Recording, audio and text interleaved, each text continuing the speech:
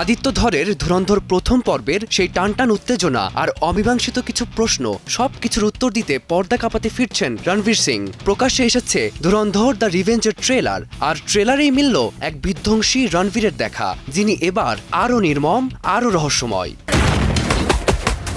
ধুরন্ধরের প্রথম পর্বে হামজা আলীর চরিত্রে দর্শক রণবীরকে পছন্দ করলেও তার রহস্যময় অতীত নিয়ে মনে ছিল নানা প্রশ্ন। সে কেন পাকিস্তানে গেল, তার হরেক রকম পরিচয়ের নেপথ্যে আসলে কি রহস্য ছিল? ট্রেলার ইঙ্গিত দিচ্ছে দ্বিতীয় পর্বে এইসব কুয়াশা কাটতে চলেছে। পাশাপাশি জাসকিরাত সিং রাঙ্গির আসল পরিচয়ও এবার সামনে আসবে।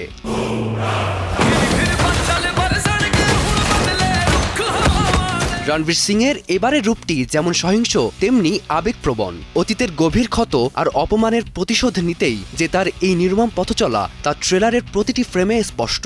অজয় সান্যাল চরিত্রে আর মাধবনের চোখে সেই তীক্ষ্ণ দৃষ্টি আর প্রতিশোধের আগুন ইঙ্গিত দিচ্ছে এক রাজকীয় লড়াইয়ের। সিনেমার মূল বুনন তৈরি হয়েছে করাচির আলোচিত এলাকা লায়ারিকে কেন্দ্র করে। ক্ষমতার লড়াই, মাফিয়া জগতের অন্ধকার চোরাগলিতে হারিয়ে যাওয়া মানুষ, আর সেখান থেকে ঘুরে দাঁড়ানোর গল্পই হলো ধুরন্ধর দ্য রিভেঞ্জ। এটি কেবল মারপিট বা রক্তারক্তির ছবি নয়, বরং এটি আত্মমর্যাদা পুনরুদ্ধারের এক লড়াই।